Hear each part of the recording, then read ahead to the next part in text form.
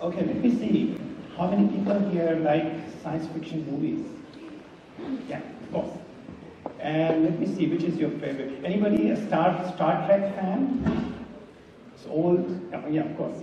It's old stuff. Not many people remember that. How about Back to the Future? How many people have watched Back to the Future?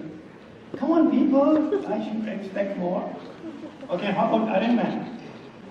Okay, that's better.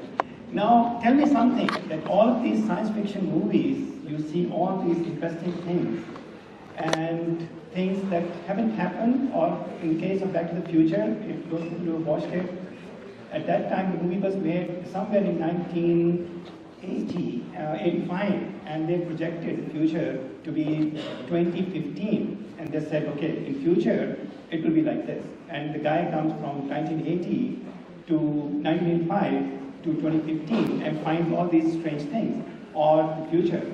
Now we have already crossed 2015.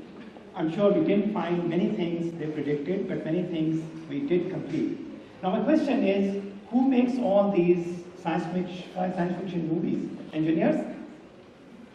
I'm sure not. Scientists? No. Because we are limited by what is possible right now. We are thinking, oh, this is what I know, this is impossible, this can't be done. So it can't be, engineers cannot make science fiction movies because they are completely thinking about what they have learned and what they think can be done and cannot be done. But we are talking about a totally different thing, innovation. That means looking ahead at the things that are yet not possible but could be possible. So I'm not going to talk about why innovation is easier now. Everybody's talking about innovation. Everywhere you go, there's this buzzword, innovation, innovation. Why is it easier now, and why it is possible for this generation to do it better than we could? First of all, the most important thing is it's the level playing field. Now everybody is at the same footing. When I was young, your age, at that time if I need some information, I have no way to get it. I have to go to the library, I have to search for it. There is no internet, there is no connectivity, there is nothing. So I only know what I can read, what I can buy, or what I can see in the library, and nothing more. And people who have access in a developed country and other places, they have an edge over people at that time because they know better, they have better facilities, they have better knowledge. So playing field was not level. So only few people could innovate or create fantastic things. And as you know very well, internet is the thing that leveled everything. So now people sitting in Africa or US have the same knowledge at the same time, at the same contest. Nothing is hidden anymore. No people have training preference above the other. So which means now no excuse not to do something because it's all there. Everybody has the same access to knowledge, access to information, access to other things. So this is the first thing that we have in this case that we didn't have before. So we must remember that internet is the leveler of the playing field. And then comes these people or these institutions or these guys who further make it help it even level it further. So, you know, these places or these things, much more than me, Facebook, all of this. So they have really created something that I don't know if you recognize more than using your Facebook and Instagram, because they have created a business and innovation opportunity unheard of or unthinkable before. I will come to that in a minute. But please remember, these are far more than what you think they are, because they are going to help further in this innovation that I'm talking about. Then we should look at one more thing, mobile phone. As you know very well, I don't need to tell you, mobile phone can do a million things. So it's a big, it's a camera, it's a scanner, it's a music player, it's a video player, it's a torch, it's a compass, it's a map, and the list goes on and on. And it's also, by the way, it's also a phone. You can still call, right? If you look at the advertisement of the phone these days, they don't even talk about calling, they don't talk about the camera feature, they talk about some other things, video features. So why is this phone so important? Because it is a combination of like 40, 50 gadgets together. So any innovation that was done in these gadgets before can now be done in one device. So if you want an improved camera, you just improve the camera in the cell phone and start selling cell phones at a higher price, better camera. If you want something in a torch or a camera or a mirror, you just add a feature to the phone or innovate in one of the gadgets which is already there. So which means just you need to have one device for all of the innovation that you want, and no need to now innovate a fax machine, or no need to innovate a scanner. You just improve the cell phone to be a scanner or a fax or whatever you want it to be. So that's another big thing. Internet plus the mobile phone. And now it is said that if in the future something doesn't work on a cell phone, it won't work. Kind of. It's an extreme case, but it's probably true.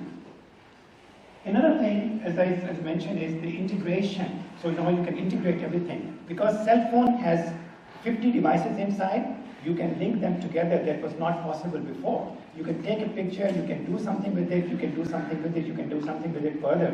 And you can connect all these gadgets together to create a product or a service or an idea that was impossible before, because a fax machine is here, other things is here. You cannot connect them physically, but now you can connect them together because they are all part of the same device.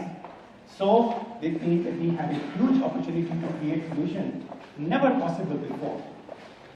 Now, at the same time, it's another problem. Any idea how many apps are there on App Store or Google Play? Anyone? How many apps are there? Take a guess. Anyone? Give me a number. 6,000. 6,000. Okay. Please go up, far up.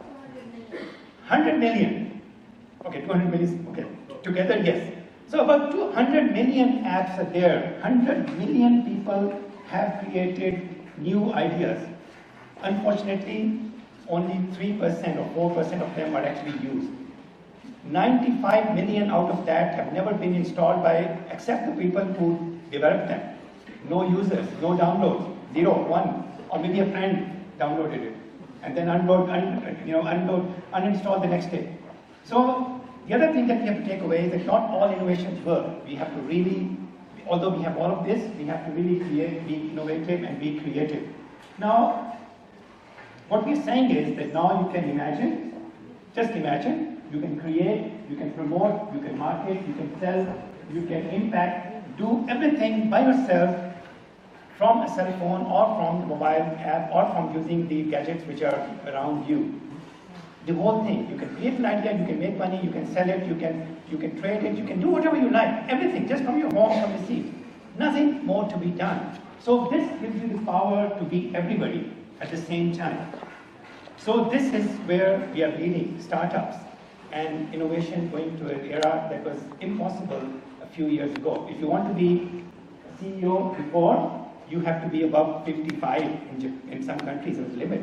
If you want to be a CEO, you have to be something, And you retire as the head of the company, or when you enter as a fresh graduate, after you people graduate, you enter as an engineer or at the sales representative, something like that. But now you can be your own CEO, your own boss right away. A few days ago, I met two young guys, and we exchanged business cards on a Texas conference, and it was written, one was saying he's the CEO, and they were saying he's the CTO. So this is the Chief Executive Officer. The other guy, his friend, is the Chief Technology Officer. And I asked them, how many people in your company? He said, 2. We are the only 2 people. But it doesn't matter. They are the Chief Executive, they're their own boss, they have the company, they're running it. So that means now there's a choice between just going for a job or starting your own thing right away or even before you graduate. Right? Why not? So that is what we're talking about. Now the question is for startups is what you can do. You can have a startup direction. You can start thinking about it right now. That okay, I'm going to have a startup even before I graduate. Right? Many people have done it. People do it all the time. So what is the opportunities in AIT now? They're coming back to AIT as of today. Just this year, AIT has launched what we call Innovation Lab, ilab. Before all the batches did not have this opportunity. So this is only starting this year that we have this opportunity in AIT now. This is the mechanism, and this will support creating ideas and bringing them into the reality. So if you look at AIT has 4 main pillars. The academic pillar, which we have talked a lot, everybody has talked about it a lot. There's a third pillar, which you will do later as your second part of your program here. And then is a professional education pillar, which if you graduate and then you can continue to improve your education. We have a big department on that. And then the fourth pillar is the integrated solutions, which is that whatever AIT's research or people are doing, we can combine them together and create some solutions for the society, for the public, for the community, for the industry, and so on. And that's where we come in. My office comes in, AIT Solutions. So we are creating solutions based on AIT's research and development and education and students and everybody. And within that AIT Solutions, we have ilab, Innovation Lab. So the focus area of Innovation Lab is to provide opportunities for students, faculty, and other people to innovate, to create ideas, and we support them and find mentors. We have to do a lot of things. You will have some information in your box about ilab.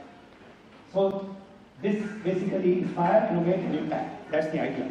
That you inspire yourself, you create something, and then you create an impact. So being AIT, we are not talking about purely commercial things. We're not purely talking about making merchandise or commercial products. We're talking about something that will impact the society in a bigger way. So that's why we say impact. So it must have an impact, whatever you're thinking, because your creation must have a final outcome, more than the money is made.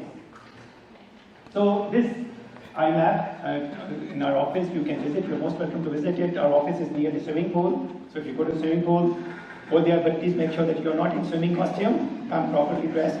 And then you can visit our lab near to that, in swimming pool or the golf course. You can become a member. So what the students can do, you can bring ideas. You can join hackathons. Hackathons is, we organize these events regularly. In fact, we just finished one yesterday, a big event here in which we told people that, okay, be a superhero. Imagine that you can sense everything. So it was called a sensor hackathon. So we asked people to think about sensors, put them together and create some innovative application of sensors. So we had a good, and we are going to give away some prizes also. You can direct your research for innovation. You can start thinking that, okay, I'm going to do research in this area, this is my idea, and it's, of course, I will have to graduate, and you have to do all of those things. But at the same time, you can think, after I graduate, I will take this idea further, and that's where we come in. You can come to us before or after your research, or even during your research, and say, okay, I want to convert this research into something useful, and then we can say, okay, let's work together, and we can create that. And consider startups. Like I said, be your own boss. Be CEO or CTO or whatever you like to be, right? And visit and join our ilab. We also have a lot of gadgets for you to try. We have 3D printers, Raspberry Pi, Latte Panda, virtual reality, whatever. So you can come and develop your solutions around these gadgets as well, and you can also try them. So you can see how things work, and all other students are working and developing solutions based on that. We have drones and whatever, those kind of stuff. We also have this very interesting thing which is called Idea App. This is our own app. So once you become a member of the ilab, you will have you can register, you can use this app, and you can launch you can log your ideas there. When you're traveling, sitting on a bus or somewhere in the park or on the pool, nothing to do, idea comes to you, a bird is eating or fish is eating something, you know, this is my idea, I should do this one. You can log it immediately on your phone, and this idea will be given a tag. You will be tagged as the idea's owner, and then later you can come and work with us.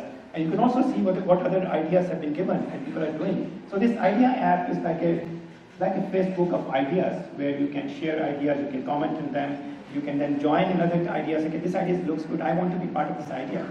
So you can collaborate. So many things can be done. So you can get this idea app from our office, or from lab, and you visit there, and then you can become an innovator right away. You can have 1 idea, 10 idea, 100 idea, doesn't matter.